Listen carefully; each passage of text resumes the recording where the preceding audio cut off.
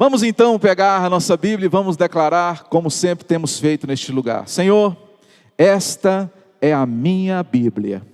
Eu sou tudo aquilo que ela diz que eu sou. Eu posso tudo aquilo que ela diz que eu posso.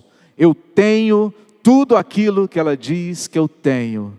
Hoje eu vou ouvir a palavra de Deus. Eu confesso, a minha mente está alerta, meu coração receptivo. Eu jamais serei o mesmo, em nome de Jesus. Glória a Deus, glória a Jesus.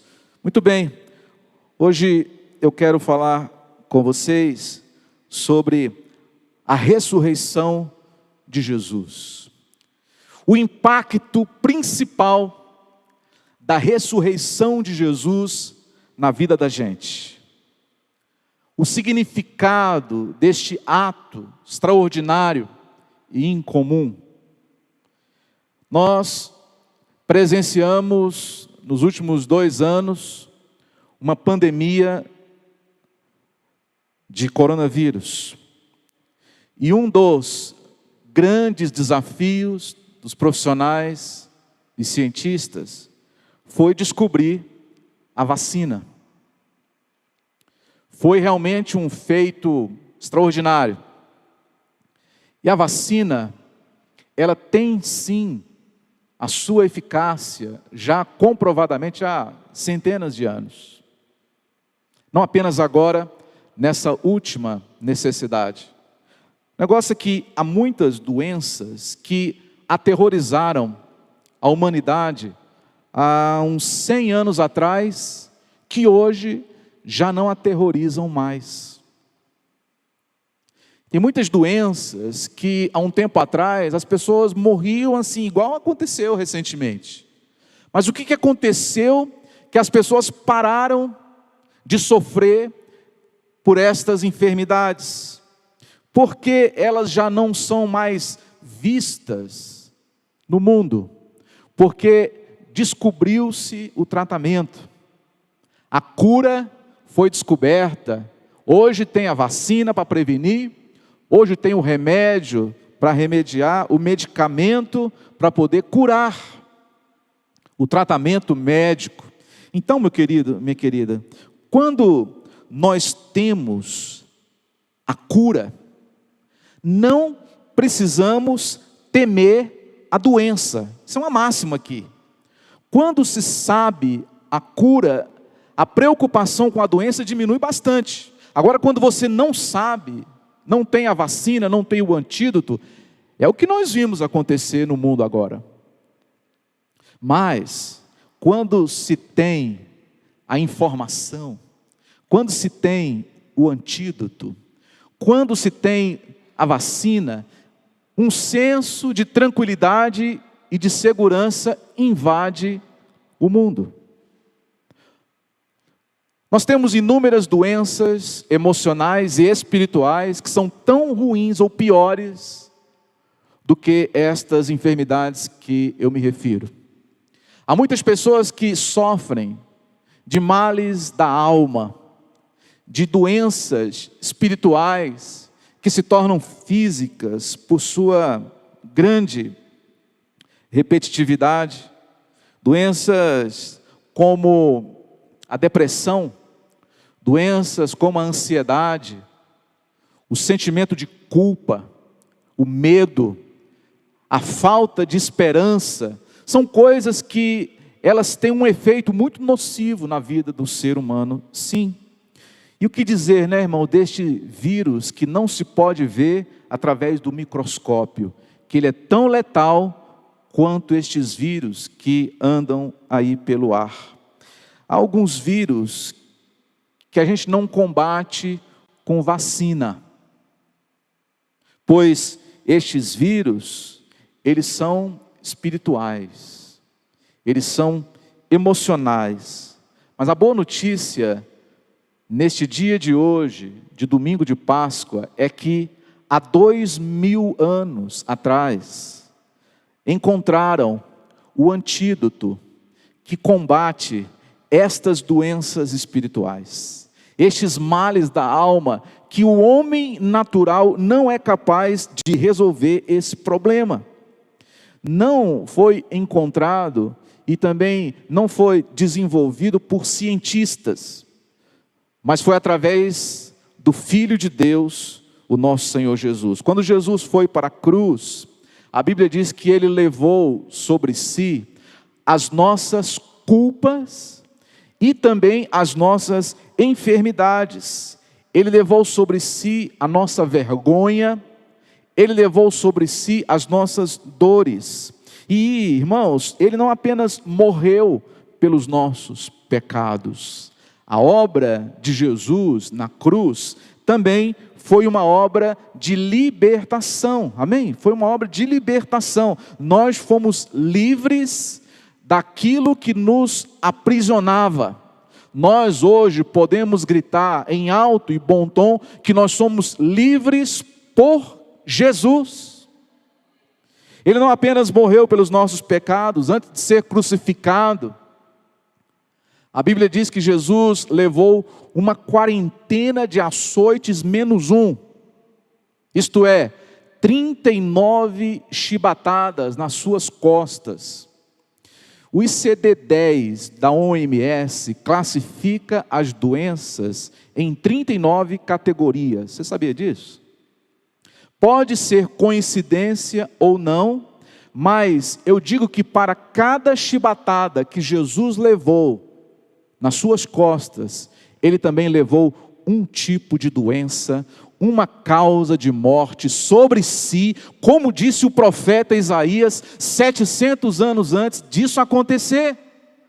Isso é o que significa tomar sobre si as nossas enfermidades. Então nós não temos mais que temer as enfermidades, porque Jesus é a resposta para cada uma delas.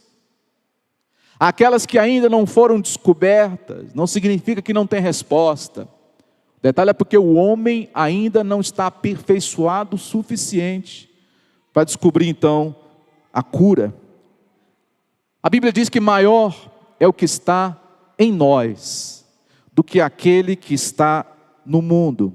Então, meu irmão, minha irmã, você que nos assiste online, nos ouve também no podcast, não deixe que estes sentimentos, como a dor, o medo, a dúvida, a culpa, o vício, a depressão, façam você ser levado para baixo. Faça você sair do plano que Deus tem para a sua vida. Existe solução para tudo isso que a humanidade vem enfrentando. Então, declare, tome posse do antídoto de Deus para a sua vida, que é Cristo Jesus vivo, a esperança da glória.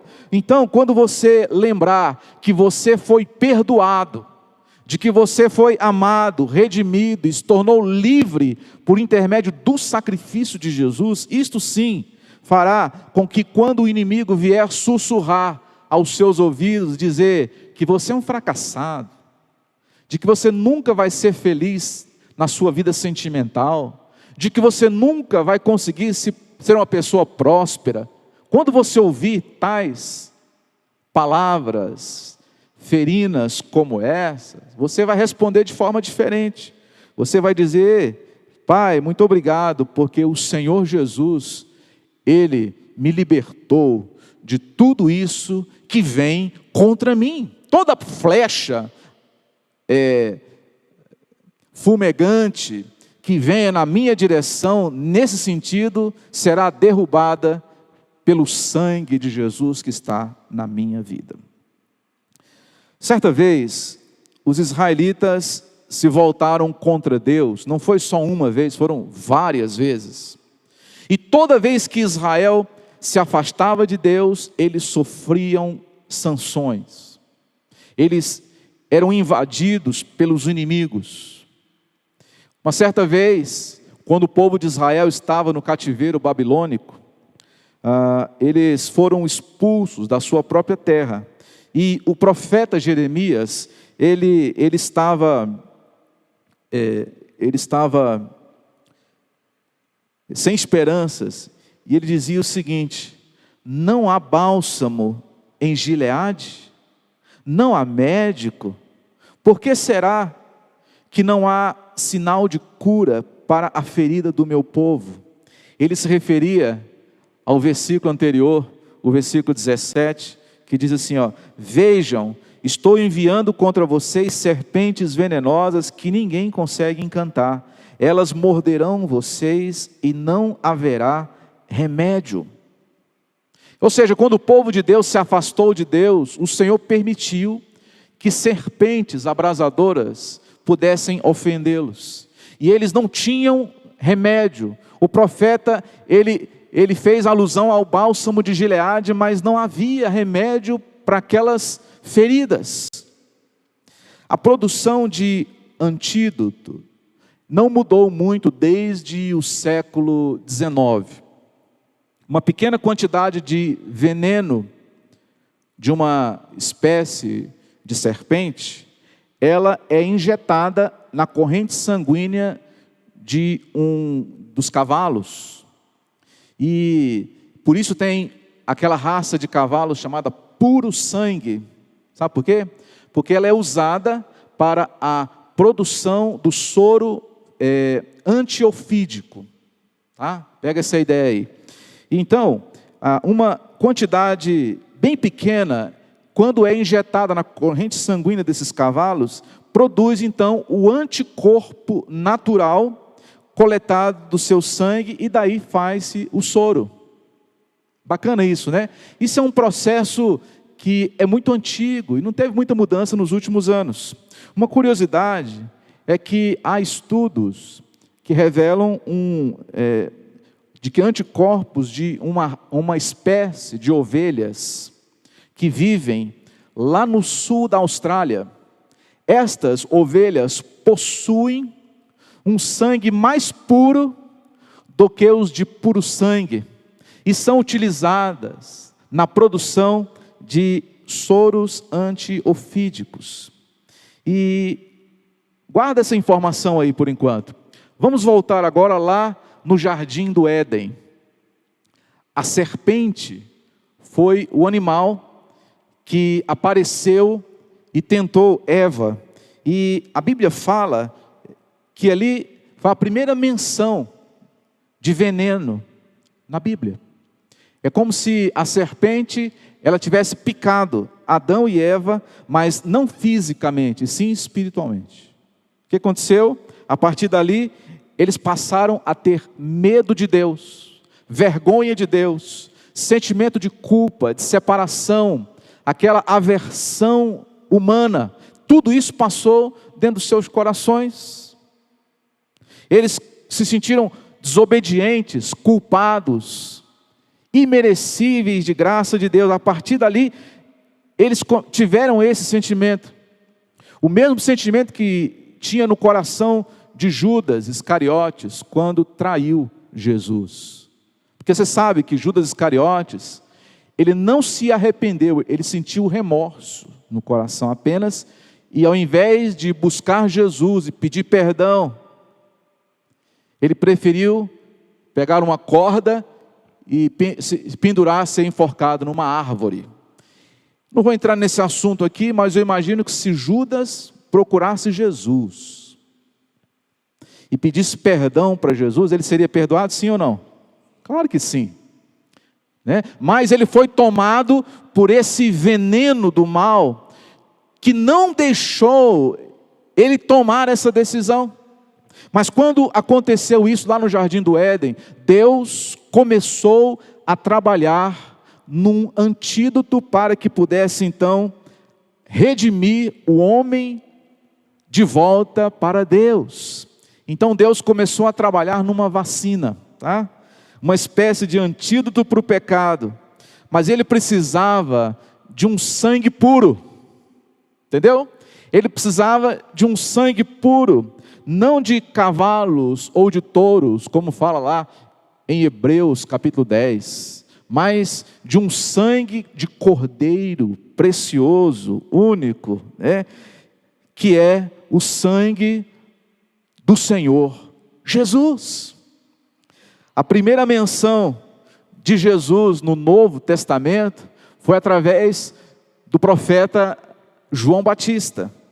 Lá em João, capítulo 1, versículo 29, diz assim: eis o Cordeiro de Deus que tira o pecado do mundo. Então é o Cordeiro puro sangue de Deus que foi escolhido para que nele a semente do pecado fosse injetada, para que ele pudesse produzir o soro que eu e você tomamos quando entregamos a nossa vida para Jesus, para que pudéssemos ser livres da morte e do pecado, da eternidade sem Deus.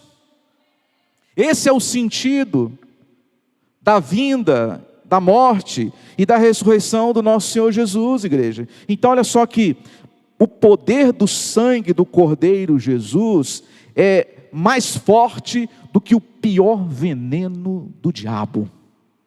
Esse é o poder do sangue de Jesus. É o poder que consegue sobrepor o pior veneno. Porque Satanás, ele age da seguinte forma: quando a pessoa está prestes a cometer um pecado, ele fala o seguinte: vai lá, isso aí não é nada, isso aí todo mundo faz. Aí quando o sujeito vai e comete o pecado, o diabo volta e fala assim: isso aí que você fez, ninguém vai te perdoar, nem Deus vai te perdoar. E começa a encher a cabeça da pessoa de culpa, de medo, de ignorância, e faz com que a pessoa se sinta presa numa cadeia espiritual. Medo, dúvida, vergonha, culpa, são essas as armas que o inimigo usa contra o homem natural. O inimigo foi vencido de uma vez por todas por Jesus no dia da ressurreição. Então, como diz lá em Colossenses, ele já riscou a cédula que era contra nós, que constava de ordenanças, e cravou-a na cruz, expondo à vergonha todos os principados e potestades. Então, irmão, irmã, por que você acha que o inimigo, ele tenta parar a gente? Por que você acha que o inimigo ainda ele se levanta contra nós? É porque o inimigo sabe, diferentemente de algumas pessoas, ele sabe que você tem o poder de mudar a história na sua família. Ele sabe, talvez você não saiba disso, mas o diabo sabe. Por isso, ele tenta destruir você. Ele sabe também que você tem as sementes de grandeza que Deus colocou na sua mão. Que por onde você for, você vai levar as sementes de grandeza de Deus. A grandeza de Deus foi plantada no nosso coração. E o diabo também sabe que você tem acesso às grandes portas que Deus tem reservado para nós, irmãos. E é por isso que o inimigo se levanta contra nós, não para nos destruir, porque ele sabe que não pode. É para nos impedir de vivermos o melhor de Deus, só isso. Para impedir você de comer o melhor dessa terra, de viver uma vida plena e uma vida, com certeza, abundante. Lá em Números, capítulo 21, aconteceu de novo aquilo que aconteceu na Babilônia. Logicamente foi primeiro. Os israelitas, eles estavam atravessando o deserto, e eles começaram a murmurar contra Deus e contra Moisés, desejando serem de novo escravos no Egito, blá blá blá. Os irmãos já conhecem essa história de que eles queriam comer de novo as abóboras e as cebolas dos egípcios. De repente, pelo fato deles murmurarem, de novo, serpentes abrasadoras surgiram do nada no deserto, e muitos foram picados e morreram naquele dia. Observa só um negócio aqui importante. Quando você murmura contra Deus, você abre um precedente sério para que Satanás entre na sua vida. Tá? Então aprenda isso aqui. Murmuração dá legalidade para Satanás agir. O que Deus não espera do seu povo, de novo, é que o seu povo murmure. Então, irmão, nós temos motivo de sobra para sermos o povo mais feliz da face da terra. Então, para de reclamar.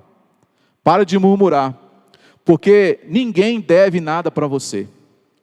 Jesus te deu tudo, amém?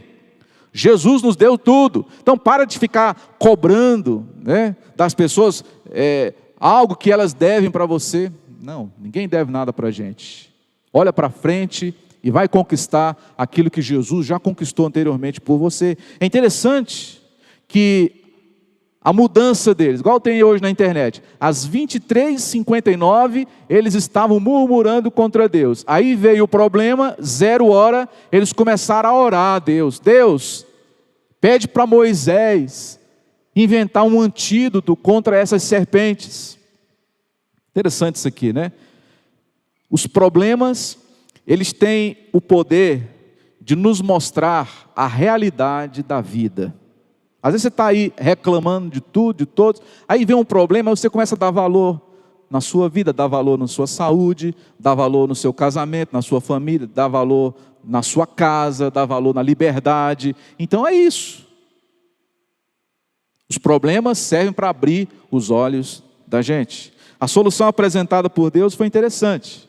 Quem lembra da solução que Deus deu para Moisés? Moisés, manda fazer uma serpente de bronze. Olha só, irmão, presta atenção. Uma serpente de bronze, coloque-a numa haste e apresente-a diante do povo. Aquele que olhar para a serpente de bronze ficará curado. Interessante que o símbolo da medicina é uma serpente enrolada numa haste. Já viu isso? É uma curiosidade também, né? Isso é uma menção direta à Bíblia. Olha, então por que Deus escolheu uma serpente? Né? Se fosse você e eu, escolheria talvez uma pomba, né? Escolheria a arca da aliança para poder, ao olhar para ela, você vai ser curado. Mas não, Deus queria mostrar para eles, irmãos, que a solução para os seus problemas viria dos seus próprios problemas. Então pega essa chave aqui também.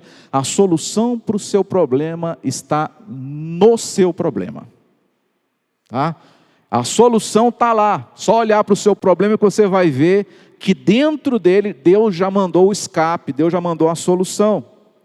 Olha só, aqui em Gênesis 50, verso 20, fala: vocês planejaram o mal contra mim, disse José aos seus irmãos, mas Deus o tornou em bem para que hoje fosse preservada a vida de muitos. As serpentes não pararam de picar os israelitas lá no deserto, mas quando eles olhavam para a serpente de bronze na haste que Moisés mandou construir, eles eram curados de todas as picadas daquelas serpentes. Eles eram sarados das feridas provocadas pelas serpentes. Anos mais tarde, quando Jesus conversava com Nicodemos, lá em João capítulo 3, no versículo de número 14, diz o seguinte: da mesma forma como Moisés levantou a serpente no deserto, assim também é necessário que o Filho do Homem seja levantado, para que todo que nele crê tenha a vida eterna. Pega então essa ideia, irmãos. Por que eu estou falando hoje tanto de serpente, de veneno? Porque foi justamente esta a analogia que Deus fez através da ressurreição. Assim como Moisés levantou a serpente de bronze no deserto, e as pessoas que olhavam para aquela serpente eram curadas, o Filho do Homem, ele também será levantado diante dos olhos de toda a humanidade, e todo aquele que olhar para Jesus, aquele mesmo Jesus crucificado, também será salvo, também terá ali a cura e a libertação de todas as suas mazelas. O filho da serpente que feriu o calcanhar do descendente da mulher, como diz lá Gênesis capítulo 3, versículo 15, se deu na cruz. Olha só, Jesus, ele foi picado na cruz pelo descendente da serpente, Satanás. Mas foi na cruz também, ou melhor, ao terceiro dia que Jesus venceu a morte. Foi através, então, dessa grande experiência que Jesus, ele venceu o diabo. E o descendente da mulher pisará a cabeça do descendente da serpente. Minha pergunta é: para onde os seus olhos estão voltados? Porque a solução é você olhar para Jesus. Esse é o segredo. Esta é a direção certa. E não olhar para baixo. E não olhar para os lados. E não olhar para as circunstâncias. E não olhar para trás. Ou para o tamanho do seu problema. Ou para o gigante que vem diante de você. Ou para aquele vírus, né, que ronda lá o mundo lá fora. Você tem que olhar para cima. Amém, igreja? Tem que olhar para Jesus. Afinal de contas, ele foi colocado naquela haste para que todo o olho o visse, para que toda língua confessasse que Jesus Cristo é o Senhor, para a glória do Pai. Quando as mulheres foram procurar o túmulo de Jesus no domingo de manhã, elas levavam algumas essências aromáticas, mas quando chegaram ali no túmulo de Jesus, elas não encontraram nada. Elas não encontraram nada. Aí um anjo estava ali na porta e perguntou assim para ela: quem vocês estão procurando? Ora bolas, quem vocês estão procurando? E elas falaram: Jesus. E qual foi a resposta do anjo? Vocês procuram por Jesus? Ele não está aqui, ele ressuscitou. Amém, igreja? Ele não está aqui, ele ressuscitou. Em outras palavras, vocês vieram olhar para baixo. Não procure ele embaixo, procure ele em cima. Não olhem para baixo, olhem para cima, olhem para Jesus. É lá onde os nossos olhos precisam estar direcionados. Entendeu? Então é para cima que você tem que olhar. Quando Paulo sofreu aquele naufrágio, lá no capítulo 28 de Atos, a Bíblia fala que eles foram parar numa ilha chamada a ilha de Malta. E ali Paulo, ele foi picado por uma serpente, uma víbora venenosa na sua mão. A Bíblia diz que Paulo, ele só sacudiu assim a mão e a serpente saiu lá, e todo mundo ficou só assistindo para ver o que aconteceria. E não aconteceu nada. Diga assim: não aconteceu nada. Irmão, não aconteceu nada, né? Entenda só, as pessoas achavam que Paulo ia começar a perder a cor. As pessoas achavam que Paulo ia começar a sentir dor, desanimar, morrer como uma pessoa normal. Eles até acharam que ele era um Deus. Olha, escapou do naufrágio, agora escapando de uma serpente venenosa. Esse homem só pode ser um Deus. Só que não era nada disso. Era o poder de Deus na vida dele. Era o propósito de Deus na vida dele. Ele ainda não tinha chegado onde Deus determinou que ele devesse chegar. Algumas vezes, igreja, vai acontecer a mesma coisa com a gente. Presta atenção aqui. Você pode ter sido atingido na sua vida por um veneno mortal. Você pode ter passado por uma experiência na sua vida que todo mundo que te conhece está só esperando você cair. Porque é normal. Todo mundo cai. Mas você não é todo mundo. Tem muita gente achando que você vai começar a tombar para o lado, que você não vai resistir, de que você não vai viver. Talvez você passou por uma doença, ou está passando. Talvez você passou por uma perda, por um divórcio, por alguma coisa que normalmente as pessoas não resistem. Mas Jesus na sua vida vai tornar você resistente para enfrentar quaisquer coisas que se levantem contra você. Não vai ser isso nem aquilo que vai tirar você do propósito para o qual Deus te chamou. Para onde Deus queria que Paulo estivesse? Em Roma. Não tinha chegado em Roma ainda. Então ele não ia morrer, porque o propósito de Deus não havia ainda se cumprido na vida dele.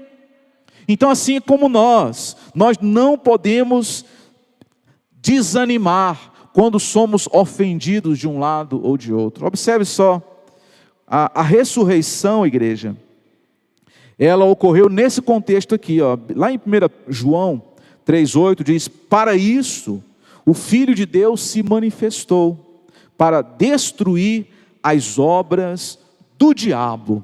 A ressurreição é a manifestação de Deus em Jesus para destruir as obras do diabo na vida das pessoas. Então esse é o poder da ressurreição. A ressurreição tornou as obras do diabo sem efeito na nossa vida. O inimigo pode se levantar contra você, o inimigo pode tocar em você, o inimigo pode ferir você, mas o inimigo não pode destruir você. Porque Jesus é o seu Salvador. E as pessoas vão ficar perplexas, assim como ficaram naquele dia com Paulo, né? Mas como assim? Como é que ele pode continuar depois de tão grande perda? Como é que essa pessoa ainda consegue estar na obra de Deus, na igreja, depois de passou por tantas situações difíceis? Só tem uma explicação, irmãos. A explicação é que essa pessoa tem Jesus na vida dela. Essa pessoa tem propósito de Deus na vida dela. Então olha só, como a resposta é a seguinte: o veneno do mal contra você não é mais forte do que o sangue de Jesus na sua vida. Essa é a principal resposta que hoje nós encontramos para dar sobre a ressurreição. A ressurreição foi o golpe final de Jesus em Satanás. De que desde então, Satanás se encontra no seu devido lugar, porque Jesus está vivo, porque hoje nós temos o sangue de Jesus sobre nós, e o diabo não tem poder sobre a sua vida.